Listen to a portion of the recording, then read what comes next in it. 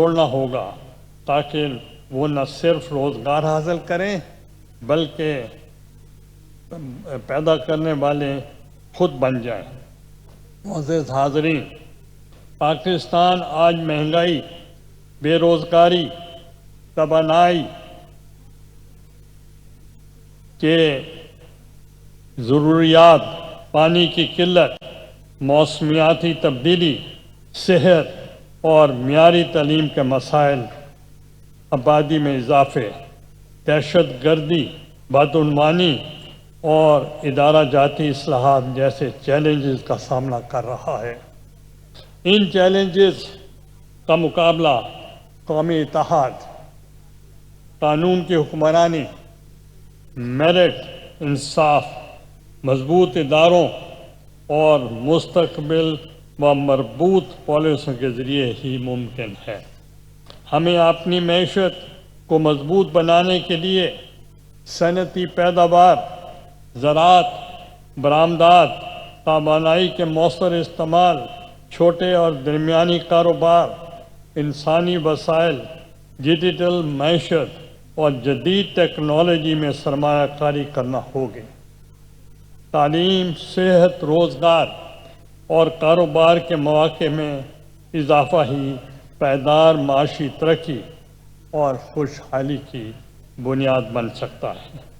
ہماری موجودہ حکومت کی ڈیجیٹلائزیشن، معلوماتی شفافیت، زرعی و صنعتی ڈیٹا اور جدید ٹیکنالوجی سے متعلق اقدامات بھی اس سمت کی کوشش میں ہیں کہ ملک مختلف شعبوں اور عوام کو جدید معلومات مواقع سے زیادہ مؤثر طور پر جوڑا جائے۔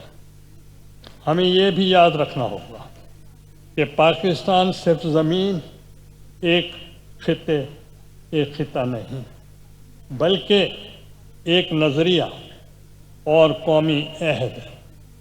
اسلامی جمہوریہ پاکستان کی بنیاد عدل، دیانت، امانت، علم، برداشت، مساوات، اخوت، انسانی حقوق اور اقلیتوں کے احترام جیسے اصولوں پر قائم ہے۔ ریاست مدینہ کا تصور سے رہنمائی لیتے ہوئے ہمیں ایسا پاکستان بنانا ہے جہاں قانون سب کے لیے برابر ہو، کمزور محفوظ ہو اور خواتین اور اقلیتوں کے حقوق کا احترام ہو، اور ریاست عوام کی خدمت کو اپنی اولین ذمہ داری سمجھے۔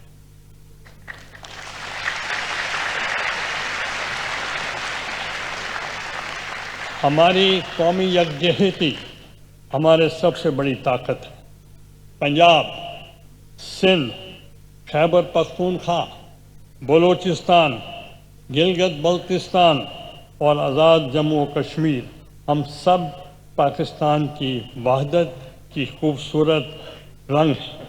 ہماری مختلف زبانیں، ثقافتیں، روایات اور علاقائی شناختیں ہماری کمزوری نہیں بلکہ ہماری مشترکہ قومی طاقت ہے۔ پاکستان اپنے ہمسایہ اور دنیا کے تمام ممالک کے ساتھ امن، باہمی احترام، تعاون، تجارت اور باہمی مفاد پر مبنی تعلقات کا خواہاں ہے۔ پاکستان نے ہمیشہ امن، تعاون اور باہمی احترام پر مبنی تعلقات کو فروغ دیا ہے۔ پاکستان نے حالیہ برسوں میں عالمی سطح پر ایک ذمہ دار، امن پسند اور فعال ملک کے طور پر اپنی شناخت کو مزید مستحکم کیا ہے۔ ایران امریکہ تنازع کے دوران پاکستان کی بروقت اور مؤثر سفارت کاری نے نہ صرف خطے کو خطرناک جنگ سے بچایا بلکہ عالمی امن و استحکام کو یقینی بنانے میں فیصلہ کن کردار ادا کیا ہے۔ پاکستان نے دونوں فریقین کو مذاکرات کی میز پر لا کر جنگ بندی اور خطرناک بگاڑ پھیلاؤ کو روکنے میں کامیابی حاصل کی، جس سے دنیا بھر میں یہ پیغام گیا ہے پاکستان امن کا علمبردار ہے اور عالمی امن کے لیے عملی اقدامات کرتا ہے۔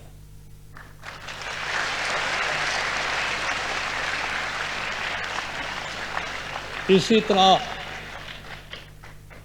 مکہ دفاعی معاہدہ پاکستان کا ایک شاندار سفارتی اور اسٹریٹجک کامیابی ہے، جس نے خطے میں تعاون، اعتماد اور مشترکہ سلامتی کے لیے نئے باب کھولے۔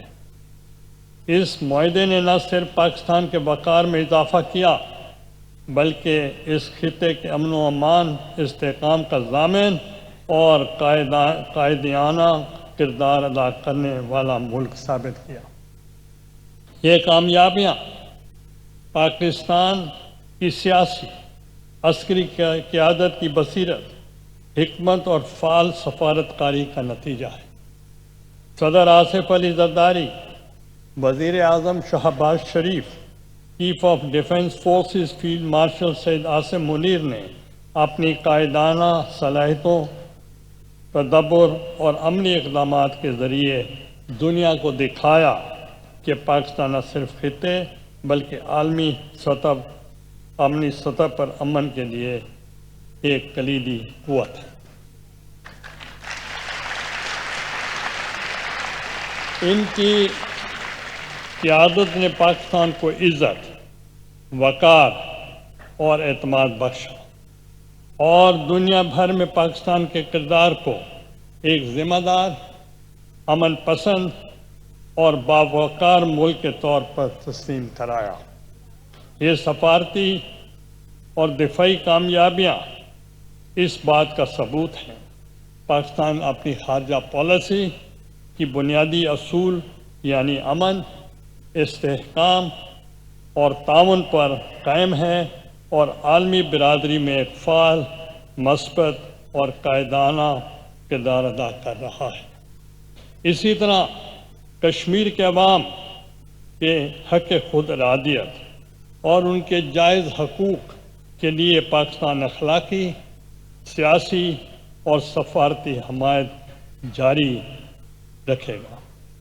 فلسطین کے مظلوم عوام کے لیے بھی پاکستان انصاف، آزادی اور خود مختاری اور ایک آزاد فلسطینی ریاست کے حق میں اپنی آواز بلند کرتا رہے گا۔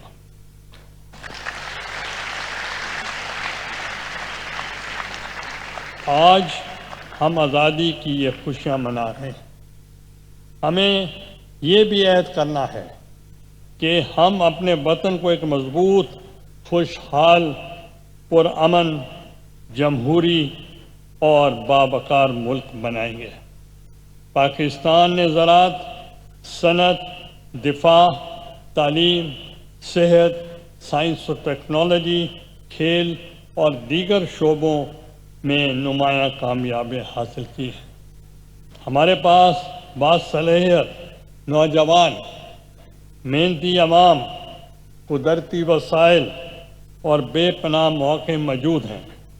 ضرورت صرف اس امر کی ہے ہم قومی مفاد کو ذاتی اور سیاسی اختلافات سے بالاتر رکھیں، آئین اور جمہوری اداروں کو مضبوط کریں اور ترقی کے سفر کو تسلسل دیں۔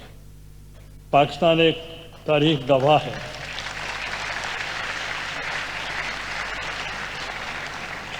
پاکستان کی تاریخ گواہ ہے کہ مشکلات کتنی ہی بڑی کیوں نہ ہوں، پاکستانی قوم نے ہر آزمائش کا مقابلہ عزم، حوصلے اور اتحاد سے کیا ہے۔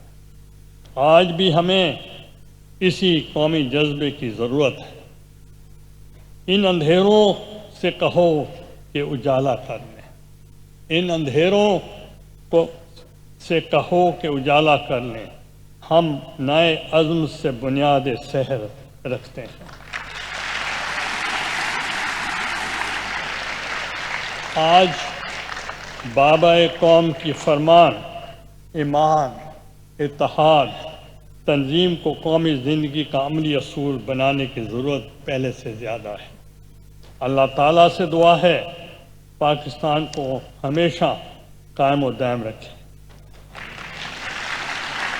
اس کی سرحدوں کو محفوظ رکھے، اس کے عوام کو خوشحال بنائے، اس کے نوجوانوں کو علم اور کردار کی دولت عطا کرے اور اس اداروں کو مضبوط کرے، اس کی معیشت کو استحکام دے اور اس کے شہداء کے درجات بلند فرمائے،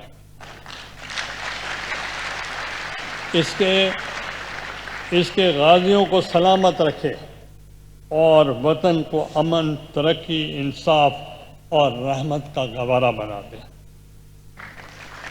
یہ وطن امانت ہے، یہ آزادی نعمت ہے، یہ پرچم عزت ہے اور قوم کی طاقت ہے اور پاکستان کی امید کا نام ہے۔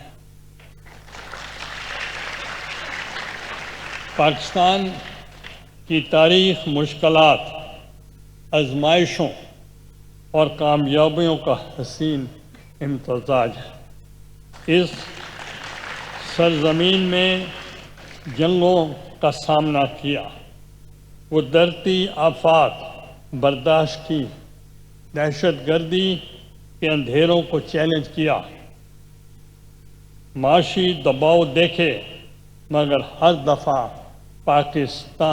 پاکستانی قوم نے نئے عزم کے ساتھ اٹھ کر ثابت کیا پاکستان ایک زندہ، بہادر اور باصلاحیت قوم کا وطن ہے۔